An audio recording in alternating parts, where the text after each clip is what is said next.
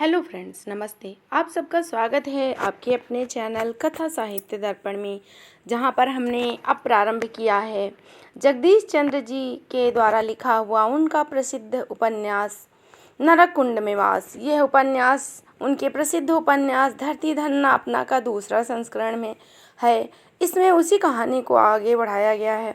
तो यदि आप इस उपन्यास को सुनना और समझना चाहते हैं तो इससे पहले आप धरती धन्ना अपना उपन्यास को सुने, जिससे आपको यह उपन्यास बहुत अच्छे से समझ में आएगा। धरती धन्ना अपना बहुत ही महत्वपूर्ण उपन्यास और विभिन्न पाठ्यक्रमों में लगा हुआ है और हमने उसको अपने चैनल पर पहले ही उपलब्ध करा दिया है। अब हम यह उपन्यास पढ़ रहे हैं। यह दलितों की व्यथा कथा कहता हुआ ग्रामीण जीवन का एक मार्मिक चित्र प्रस्तुत करता उपन्यास है। पहले भाग में हमने देखा कि काली, जो कि ज्ञानों के मार डालने के बाद वापस काली ने ज्ञानों को नहीं मारा था। काली के द्वारा ज्ञानों गर्भवती हो जाती है। उसके बाद उसके भाई और उसकी माता ने मिलकर ही उसको जहर दे दिया और सारे गांव में यह बात फैल गई, जिससे गांव वाले ही काली के दुश्मन हो गए। काली अपना जान बचाकर गांव से भाग आया और गांव में किसी अज्ञात व्यक्ति की एक लाश मिलती है, जिसको लोग काली की लाश समझ लेते हैं। काली की गांव की ज़मीन पर ज्ञानों के भाई मंगू कब्जा कर लेते हैं और काली के पास अपनी जान बचाकर शहर भागने के अलावा कोई दूसरा उपाय नहीं होता। आत्मग्लानि से काली स्वयं आत्महत्या करने के लिए सोचता है, पर वह आत्महत्या कर नहीं पाता। डर के मारे वह शहर भाग जाता है। रेल से शहर भागता है और अपनी जीविका के लिए वह समझता नहीं कि वह क्या करे। उसका दिमाग काम नहीं करता। जैसे तैसे वह इधर उधर छुपकर रात बिताता है। जब भी कोई उसको ध्यान से देखता है तो उसको लगता है यह मुझे ही पकड़ने आ रहा है। इस तरह वह रेलवे स्टेशन से भागते भागते, चलते चलते बस स्टेशन पे पहुंच जाता है। बस स्टैंड पे पहुंचकर वहां छुपकर ही एक कोने में एकांत में खाली जगह मिलती है, जहां वह रात बिताता है। उसके बाद सवेरे बस के स्टेशन पे काम करने वाले जो व्यक्ति होते हैं, वह उन्हीं के पास जाकर काम करने की विनती करता है। जो लोग वहाँ के कर्मचारी होते हैं, उनसे वह मित्रवत व्यवहार करता है, उनका बहुत आभार प्रकट करता है। उनमें से बरकत नामक एक युवक, जो कि उस पर दया भाव रखता है, वह उसको अपने दोस्तों के साथ मिलकर भोजन भी कराता है और कहता है कि हमारे यहाँ तो काम नहीं मिल पाएगा, पर आप शहर में जाकर, जहाँ मज़दूरों की मंडी लगती है, कारखाने के पास, बर्फ़ के कारखाने के पास जाओ, शायद वहाँ तुमको कोई काम मिले। वहाँ पे लोग मज़दूर छांटने के लिए आते हैं, लोग फैक्ट्रियों में काम करने के लिए भी मज़दूर ले जाते हैं। तो यदि तुम्हारी किस्मत साथ देगी तो तुम्हें कोई ना कोई काम अवश्य मिल जाएगा। यह सब समझाकर बरकत काली को शहर घूमने के लिए भेज देता है। काली उसका आभार प्रकट करने के लिए घुटनों के बल झुकता है, तो वह उसको मना कर देता है और कहता है कि हम भी तुम्हारी तरह ही गांव छोड़कर शहर आए थे भटकते हुए, और अभी तक भटक ही रहे हैं, इसलिए ज़्यादा आभार मत प्रकट करो। बरकत के लिए काली हाथ जोड़ता है और हाथ से ही आभार प्रकट करता है और एहसास को वह अपनी रीढ़ की हड्डी तक महसूस करता है और बस के अड्डे से बाहर आ जाता है। अब हम उसकी आगे का भाग देखते हैं। तांगे, रेड़े रेड़ियाँ, साइकिल, इक्का दुक्का मोटरसाइकिलें आदि से बचता बचाता काली पुरानी रेलवे रोड के निकट बर्फ के कारखाने के बगल वाले मैदान में पहुंच गया। उसने चारों ओर नज़र घुमाकर अलग अलग स्थानों की शिनाख्त करने की कोशिश की। फिर वह बर्फ कारखाने में एक और पाइपों के जाल पर निरंतर गिरते पानी की ओर ध्यान से देखने लगा। इस दृश्य से रोमांचित हो काली कारखाने की बाहरी दीवार के और भी निकट चला गया। वहाँ एक अजीब सी बू फैली हुई थी। उसे अपने नथुनों में महसूस कर काली को लगा कि उसकी नाक बिल्कुल खुल गई है। उसे जोर से छींक आई और उस बू से बचने के लिए जल्दी जल्दी कदम उठाता हुआ माल गोदाम की ओर बढ़ गया। गोदामों के निकट बर्फ कारखाने की बू तो खत्म हो गई, लेकिन उसकी जगह ऐसी बू ने ले ली जिसको पहचान पाना कम से कम काली के लिए तो असंभव था। उसे महसूस हुआ कि यह एक बू न होकर कई गंधों का मिश्रण है। गोदामों में से किसी में केवल हल्दी की बोरियां भरी हुई थी, तो कहीं लाल मिर्च थी, कहीं कपड़े धोने के साबुन की पेटियां रखी हुई थी, तो कहीं किसी गोदाम में नस्वार का भंडार किया गया था। कुछ गोदामों से माल निकाल रेले और रेलियों पर लादा जा रहा था। दूसरे माल भरने के लिए ट्रक और रेढ़े खाली किए जा रहे थे। सिर पर कपड़ा बांधे और पीठ पर बोरी लपेटे हुए कई मजदूर ढोया ढाई में व्यस्त थे। काली सारी कार्रवाई बहुत ध्यान से देख रहा था ताकि वह इस काम को अधिक से अधिक समझ सके और जानकारी ले सके। काफ़ी देर तक गोदामों में काम देखने के बाद जब किसी ने उसकी ओर आंख उठाकर भी नहीं देखा तो वह निराश होकर पीछे हट गया। बर्फ कारखाने के पास से होता हुआ पुरानी रेलवे रोड पहुंच गया। सड़क किनारे खड़ा कुछ समय आते जाते वाहनों और लोगों को निहारता रहा। जब शहरी लड़कों का एक गिरोह हंसता खेलता आपस में टकराता और ठट्ठा मजाक करता हो उसके पास से निकला तो वह उनके पीछे पीछे चल दिया। पुराने रेलवे रोड पर थोड़ा आगे बाईं ओर बहुत बड़ा छापड़ था। उसके 3 और ऊंचाई पर 4 दीवारों वाले मकान थे।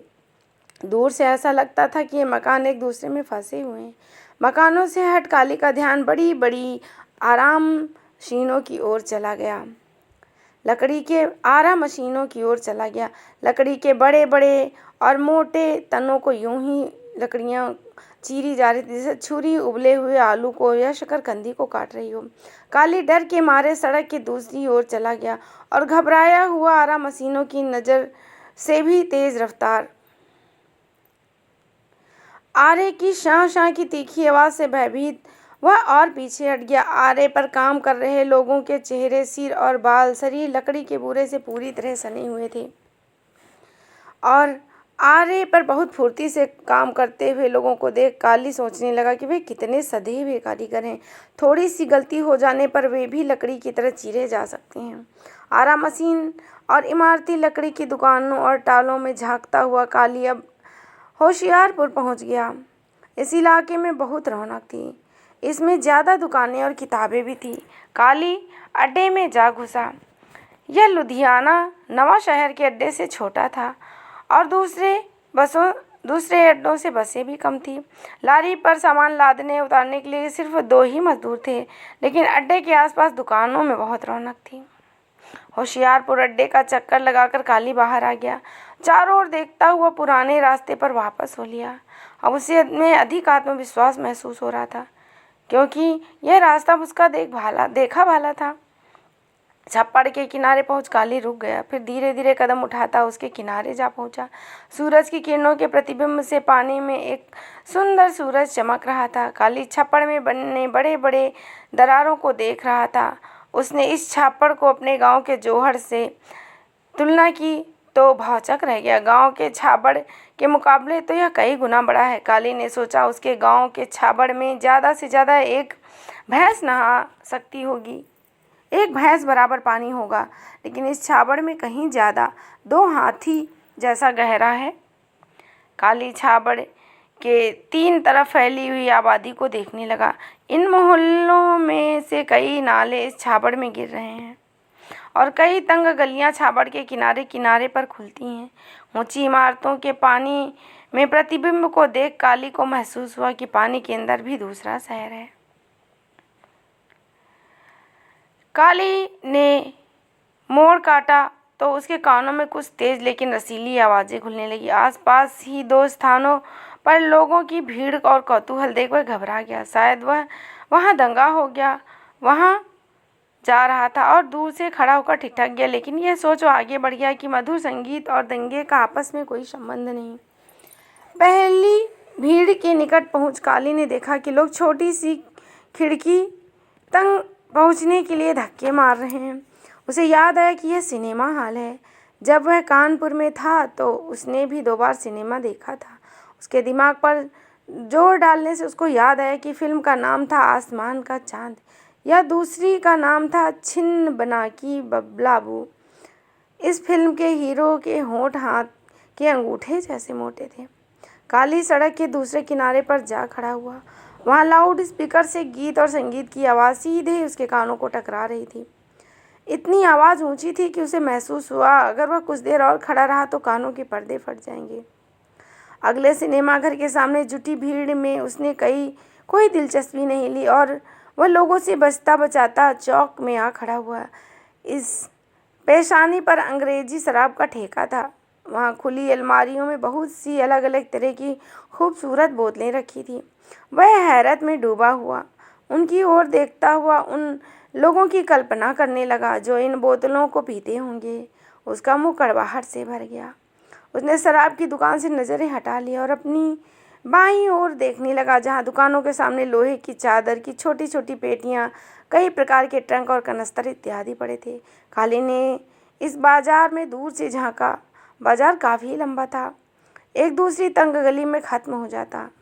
इस तरह वह पूरे शहर का निरीक्षण करता रहा और एक और चौक में पहुंचा। वहां सड़कें बहुत चौड़ी थीं।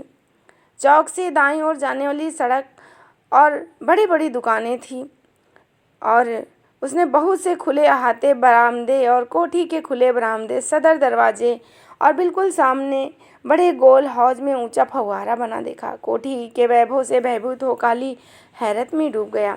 यह अनुमान लगाने लगा कि इस कोठी में कितने आदमी रहते होंगे। कोठी के महल को देख उसकी सांसें जैसे रुक गई। उस महल की खिड़कियां गांव के बड़े बड़े द्वार से भी चौड़ी थीं। कच्ची पक्की कोठरी याद आने पर काली के मन में गुदगुदी होने लगी। उसका कलेजा उमड़कर मुंह को आ गया। वह एकदम उदास हो गया। उदासी से बचने के लिए एक बार फिर लाल कोठी का और महल नुमा इमारत की ओर झांकने लगा। उसे याद हुआ कि शायद यही स्वर्ग है। एक बार पंडित संतराम को कुछ स्त्रियों को उसने बताते हुए सुना था कि कोठी के बाग में जब दो युवतियां सैर करने निकली, काली को यह विश्वास हो गया कि शायद यही जगह इस धरती का स्वर्ग है। बाग के अंदर सड़क के दोनों ओर चाट, कुल्फी और खान पान की रेहड़ियाँ थी। उनके सामने कुछ औरतें, बच्चे, मर्द चाट कुल्फी खा रहे थे। काली उनसे बचता बचाता बाग में चला गया। बाग काफ़ी खुला हुआ था। उसे छोटे पौधे की बाड़ लगाकर कई हिस्सों में बांट दिया गया था। एक हिस्से में कुछ बच्चे फुटबॉल और कुछ में गुल्ली डंडा खेल रहे थे, जब कोनों में कई बच्चे जुड़कर बैठे हुए बंटे खेलने में व्यस्त थे। दूसरे पार्क में कोई लोग छोटी टुकड़ियों में बटे हुए ताश खेल रहे थे। काली को बाग का माहौल अच्छा लगा।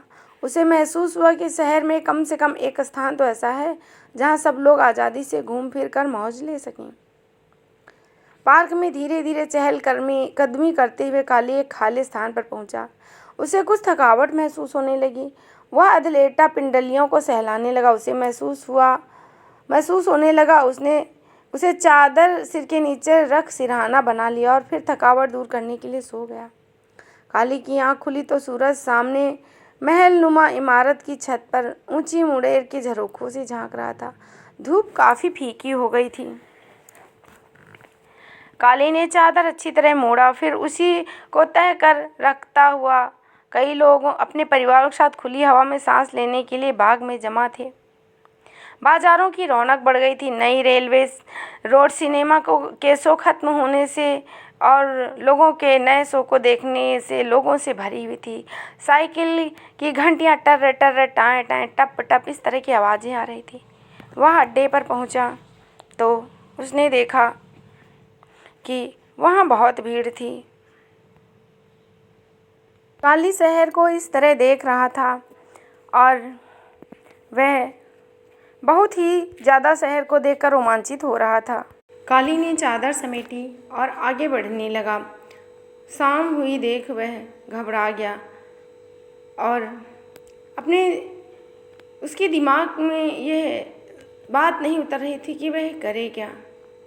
बाग में तो वह आराम कर चुका था, रात होने को थी, अब उसको वापस भी आना था। वह अड्डे पर आया। वहाँ आते आते उसने देखा कि बाज़ारों की रौनक बढ़ गई थी। नई रेलवे रोड सिनेमा शो खत्म होने से बहुत ज़्यादा लोगों से खचाखच भरी हुई थी। वह अड्डे पर पहुंचा तो लुधियाना को आखिरी बस जा रही थी और नवा शहर को जाने वाली लारी भी तैयार थी। शंगारा सड़क पर खड़ा रेलवे स्टेशन की ओर मुंह किए जोर जोर से हाँक लगा रहा था। आ जाओ नवा शहर फड़गाड़ा वाले, आ जाओ, लारी तैयार है। बस का ड्राइवर भी हॉर्न बजाता हुआ गाड़ी न्यूट्रल में रखकर किल्ली दबा देता। बस का इंजन ढेर सारा धुआं छोड़ता हुआ इतना ज़्यादा शोर मचाता कि 10-10 किलोमीटर सुनाई दे जाए। शंगारा सड़क से ड्राइवर की खिड़की के पास आ गया। उस्ताद, बस पहले स्टेशन पर ले चलो, उसके बाद कचहरी के बाहर। रास्ते में सवारी हाथ दे तो उठा लेंगे। अब यहीं रुकना बेकार है। ठीक है, बैठो बस में। ड्राइवर ने गियर बदल दिया। मैं अगले पायदान पर खड़ा होकर हाँक लगाता रहूँगा। शंगारा बस की अगली खिड़की पर भागकर खड़ा हो गया। बस धीरे धीरे अड्डे से बाहर निकल गई। पायदान पर खड़ा शंगारा निरंतर पुकार रहा था, नवा शहर, फगवाड़ा, आखिरी बस जा रही है। जो रह गया है वह रात पुलिस हवालात में ही काटेगा। जो बैठ गया वह अपनी माँ, बहन या बीवी के साथ का हाथ का बना हुआ खाना खाएगा। नवा शहर की बस जाने के बाद बस अड्डा बिल्कुल खाली हो गया। काली ने चारों तरफ झांका, लेकिन उसे कोई नहीं दिखाई दिया। उसे चिंता होने लगी, क्योंकि इस शहर में वह केवल 4 आदमियों को ही पहचानता था और उन्हीं का तिनके सरीखा सहारा पाकर उसके मन में आत्मविश्वास पैदा हुआ था। वह बेचैन होकर चारों ओर देख रहा था कि उसके पीछे आवाज़ सुनाई दी, सुना सज्जना, घूम फिर आया, कर ली शहर की सैर। चौक काली ने एकदम से पीछे मुड़कर देखा। मनसुख को पा काली ने इत्मीनान की सांस ली। अड्डा बिल्कुल खाली देख मैं तो घबरा गया था। शाम के समय अड्डे की रौनक छत पर चली जाती है। अड्डा इंचार्ज और कुछ रिश्तेदार, ड्राइवर, क्लीनर दिन भर की कमाई साझा करते हैं। मनसुख दायां अंगूठा मुंह की ओर उठाकर मुस्कुरा दिया। ऊपर बोतलें खोलकर बैठे हैं, उन्हें पानी देने गया था। उत्तर में काली भी मुस्कुरा दिया। बाकी सज्जना कहाँ? सब अपने अपने घर चले गए। बरकत का गांव छावनी से आगे है, सो बस अभी निकली है, उसमें से गया है। बस से उतर कर आधा कोस पैदल जाना पड़ता है, सो चला जाएगा। मनसुख ने बात जारी रखी। मेरा गांव फगवाड़ा के पास है। कल मैं भी नवा शहर वाली आखिरी बस से चला जाऊंगा। तुम कहाँ कहाँ घूम आए? मैं यहाँ से सीधे पहले बर्फ़ खाना, माल गोदाम, फिर आरा मशीनों के बाजार से आगे दूसरे बस अड्डे पर चला गया। काली ने बताया, वहाँ होशियारपुर का अड्डा है और आगे निकल जाने पर तो टांडा रोड पहुँच जाते हैं। टांडा का नाम सुनते ही काली का चेहरा फक हो गया। हवाइयाँ उड़ने लगी। उसे महसूस हुआ कि अब मनसुख उसके गांव का जिक्र करेगा और फिर उसकी राम कहानी उसको सुनाएगा। और कहाँ कहाँ गया? मनसुख ने दिलचस्पी से पूछा। यह सुन काली की घबराहट दूर हो गई। उस पर पूरी तरह काबू पाने के लिए वह सोच में डूब गया। फिर सिर हिलाता हुआ धीमे से सुर में बोला, उस बाजार में भी गया जिसमें 2 सिनेमा घर हैं। अच्छा, नई रेलवे रोड, यहाँ पर रॉयल टाकीज और हरी पैलेस सिनेमा है, मनसुख ने बताया। नाम तो मुझे नहीं मालूम, काली बोला। वहाँ से आगे गया तो चौक में पहुँच गया और आगे तंग बाजार में। उसका नाम फगवाड़ा गेट है। मनसुख शहर के बारे में अपनी जानकारी पर प्रसन्न हुआ। इस चौक से आगे बहुत बड़ी लाल रंग की कोठी और उसकी बगल में एक महल जैसी इमारत थी। काली इन इमारतों के वैभव से अभी तक भयभीत था। दुनिया में बड़े से बड़े लोग हैं, मनसुख ने दार्शनिक भाव से कहा। कंपनी बाग भी देखी है कि नहीं? देखा, लाल कोठी के सामने जो बाग है। उत्सुकता से काली चहक उठा। हाँ वही, जब कभी वक्त मिले तो मैं वहाँ जाता हूँ थकावट दूर करने। रेलवे रोड से अड्डों में मुड़ती हुई बस देख मनसुख ने अपने मन की बात बीच में ही छोड़ दी और लपकता हो उसकी ओर बढ़ गया। सबसे पहले बस से 2 लड़के उतरे। उन्होंने बहुत बढ़िया कपड़े पहने हुए थे। वे बहुत प्रसन्न और उत्साहित थे। एक ने चारों ओर देखते हुए लंबी आवाज़ दी, कुली। मनसुख लपक कर उन नौजवानों के पास पहुँचा। हाँ बाबूजी, ऊपर से सामान उतारो। फिर उसे अकेला देख वह शशोपस में पड़ गया। तुम्हारे साथ और आदमी हैं? आदमियों की कोई कमी नहीं है, मनसुख ने काली की ओर इशारा किया। परवेश, तू भाग कर 2 तांगे ले आ, तब तक मैं सामान उतरवाता हूँ, इंद्रजीत ने कहा। फिर वह मनसुख की ओर मुड़ गया। देख क्या रहे हो, जल्दी से सामान उतारो। कौन कौन सा सामान है आपका? सारा सामान अपना ही है, इंद्रजीत ने छत की ओर संकेत किया। मनसुख बस की छत पर जा चढ़ा। एक एक करके ट्रंक नीचे लटकाता जाता और काली उन्हें पकड़ पकड़ कर फासले पर टिकाता रहता। पूरा सामान उतार मनसुख नीचे आ गया। कुल कितने नग हैं? मैंने तो गिने नहीं, काली ने परेशान होकर कहा, जैसे उसे बहुत बड़ी गलती कर दी हो। कोई बात नहीं, मनसुख ने जल्दी से नग गिने और इंद्रजीत के पास आ गया। कुल 16 नग हैं, आप देख लें। ठीक है, इतने ही होंगे, इंद्रजीत ने उसकी ओर विशेष ध्यान दिए बिना आगे कहा। सामान तांगे पर लादना भी है, इस काम के अलग से पैसे लगेंगे। हमारा काम तो सामान को बस की छत से नीचे उतारना ही है, मनसुख ने स्पष्ट कहा। घबरा क्यों रहा है? तेरा दिल खुश करके ही जाएंगे। लड़के की शादी से लौटे हैं, कोई मजाक थोड़ी है। जनाब कोई बात नहीं, खुशी का मौका है, आपकी मेहरबानी होगी। मनसुख ने हाथ जोड़ दिए। तांगे आ गए। काली और मनसुख ने मिलकर उनका सामान टिका दिया। साहब अपना सामान देख लो। मनसुख ने तांगे में लदे हुए सामान की ओर इशारा किया। इंद्रजीत ने सामान का निरीक्षण किया और जेब से बटुआ निकाला। बोला, कितना पैसा हुआ? साहब जी, हिसाब के मुताबिक तो 3 रुपए बनते हैं, लेकिन खुशी का मौका है, आप जो मर्जी दे दें। मनसुख ने खुशामद की। मनसुख जानबूझकर इंद्रजीत को परे ले गया ताकि काली को पता ना चल सके कि उसको कितने पैसे मिले हैं। इंद्रजीत ने अपने बटुए से 1 रुपए के 4 नोट निकालकर मनसुख की हथेली पर रख दिए। क्यों, ठीक है? जनाब मालिक हो। मनसुख ने जोर से मुट्ठी भींचते हुए बंदगी की। मनसुख ने बस का चक्कर लगाया, लेकिन ड्राइवर और क्लीनर में से उसे कोई भी नहीं मिला। फिर परगट सिंह ड्राइवर को नल की ओर से आता देख वह प्रसन्नचित्त हो उठा। क्यों उस्ताद जी, आखिरी टाइम तो अभी जाएगा? क्यों जाएगा? परगट सिंह क्षुब्ध हो गया। सारे बाबे ऊपर बैठे हैं। मनसुख छत की ओर इशारा कर शरारत से मुस्कुरा दिया। कौन कौन है? सारे ढोल ऊपर ही हैं, आप अंदाज़ा ही लगा लो। अच्छा है, हम भी बस गांव ले जाएंगे और रात को आराम से काटेंगे। परगट सिंह ने सिर झटक दिया और क्लीनर को आवाज़ें देता हुआ मुकुंदे की दुकान की ओर बढ़ गया। ओए मनसुखे, मनसुखे ओए, छत से आवाज़ आई। मनसुख सीढ़ियों की ओर भाग गया। पहली सीढ़ी पर ही खड़े खड़े ऊंची आवाज़ में पूछा, हाँ उस्ताद जी, नवा शहर का आखिरी टाइम आ गया? आ गया उस्ताद जी। ड्राइवर कौन है? परगट सिंह उस्ताद जी। उसने कहा, फगवाड़ा या बंगा का आखिरी डैम उठा लो। उस्ताद जी पहले ही कह दिया है। इस तरह उन लोगों की बातचीत आपस में चलती रही और आपस में सब बातचीत करते रहे। थोड़ी ही देर में परगट और कुलदीप चाय पीकर आ गए और नवा शहर के लिए बातें करने लगे। परगट सिंह ने पूछा, तो फिर हॉक लगा दे फगवाड़ा बहराम बंगा का, और मैं अपनी बस लेकर जाता हूँ। मनसुख ने काली की मदद से सामान बस की छत पर पहुँचा दिया और 8 आने कमा लिए। अब आवाज़ें लगा ही रहा था कि इंचार्ज और कंपनी के 4 हिस्सेदार छत से उतर आए। सब कंपनी में ड्राइवर, मैकेनिक, इंस्पेक्टर आदि थे। ये बस के पास आ खड़े हुए। परगट सिंह ने देखा, गीता सिंह से पूछा, सुन बल्लैया, क्या हाल है तेरा? ठीक है उस्ताद जी। इसी तरह सब आपस में बात कर रहे थे। इस पर बोझ बहुत आ पड़ा है, सिर पर बाप का साया नहीं है, बच्चों की पनीरी छोड़ रब का ही प्यारा हो गया है। घर में सबसे बड़ा यही है, तू अंदाज़ा लगा ले। 2 बहनों की शादी कर चुका है, 3 अभी कुंवारी हैं। अन्य लोग खामोश थे, लेकिन मीता सिंह का नशा चढ़ गया। वह लगातार बोले जा रहा था। कुलदीप को देखकर चहक उठा। क्या बल्लैया, क्या हाल है तेरा? कुलदीप ने नम्रता से हाथ जोड़ दिए। इसी तरह सारे बस के लोग आपस में बात कर रहे थे और सब एक दूसरे का परिचय दे रहे थे। ये पंडित जी का भतीजा है, भाई का लड़का, 10 जमाते पास है, काम सीख रहा है, 2-3 महीने में इंस्पेक्टर और फिर डिपो मैनेजर बन जाएगा।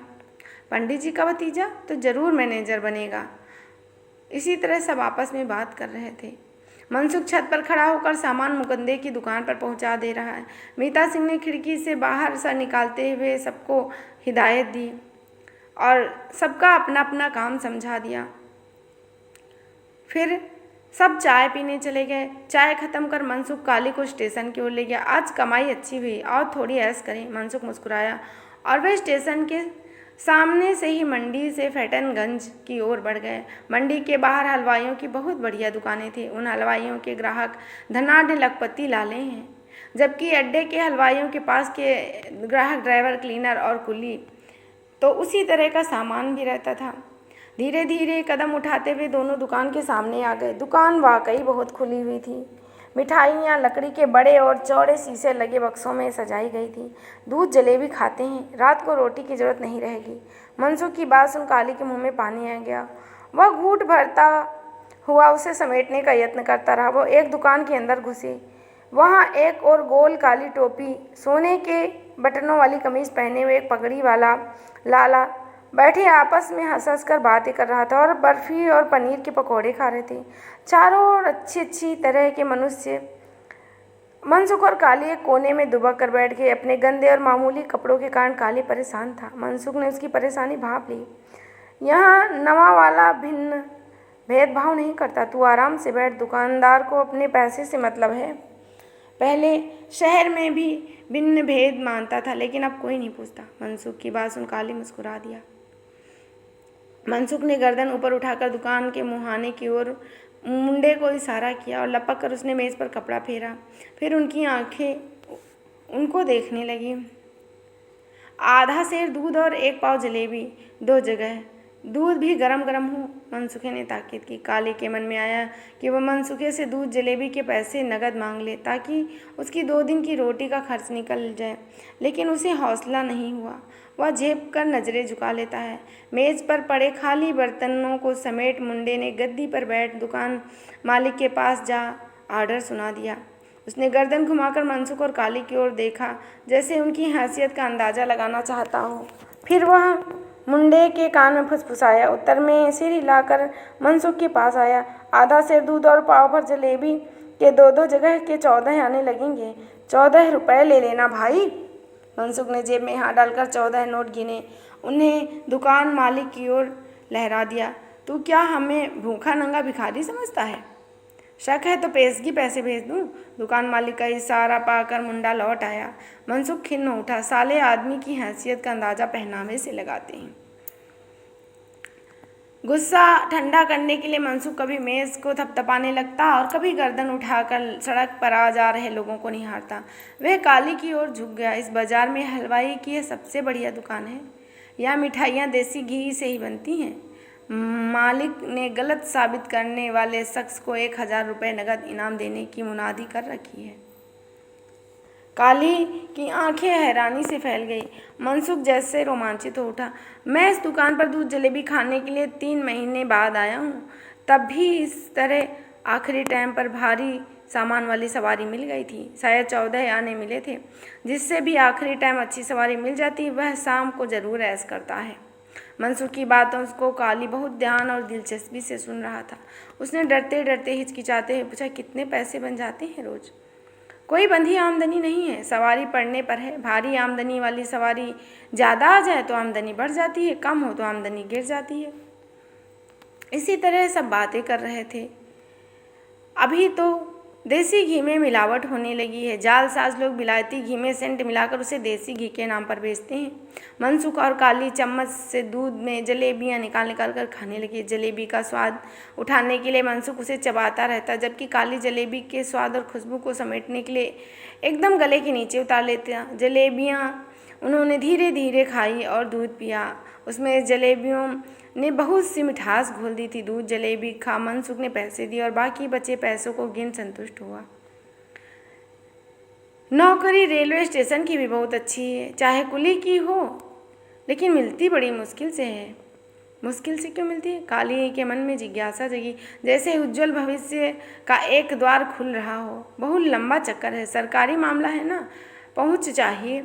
मनसुख उदास हो गया। फिर वह खिल उठा। एक बार मिल जाए तो वारे न्यारे हो जाते हैं। लाल या नीली कुर्ती पहननी पड़ती है, बाजू पर पीतल का नंबर बांधना होता है, इस तरह पक्की पहचान बन जाती है। मनसुख प्लेटफार्म पर खड़ी सवारियों की ओर झांक रहा था। छोटा बच्चा गोद में उठाए एक भिखारिन उसके सामने आ खड़ी हुई और हाथ फैलाकर गिड़गिड़ाने लगी। मनसुख ने बहुत ध्यान से भिखारिन की ओर देखा। ढीले और फटे पुराने कपड़ों से उसकी जवानी फूट रही थी। बाबू कुछ देगा या फिर आंख फाड़ कर देखता ही रहेगा? भिखारी ने मनसुख की ओर हाथ बढ़ाया। उसने पीछा छुड़ाने के लिए मनसुख ने हथेली पर उसके पैसा तो रख दिया। वह काली के सामने गिड़गिड़ाने लगी। मनसुख खींच उठा। दफा हो जाए यहाँ से, क्या तन के कपड़े उतार कर तेरी झोली में डाल दे? भिखारी ने एक तांगे को रुकता देख उसकी ओर लपक गई। प्लेटफार्म पर सुंदर और जवान लड़की नजर आते ही मनसुख उतावला हो गया और स्टेशन के अंदर चक्कर लगाया। गाड़ी आने से कोई रोक टोक नहीं होती।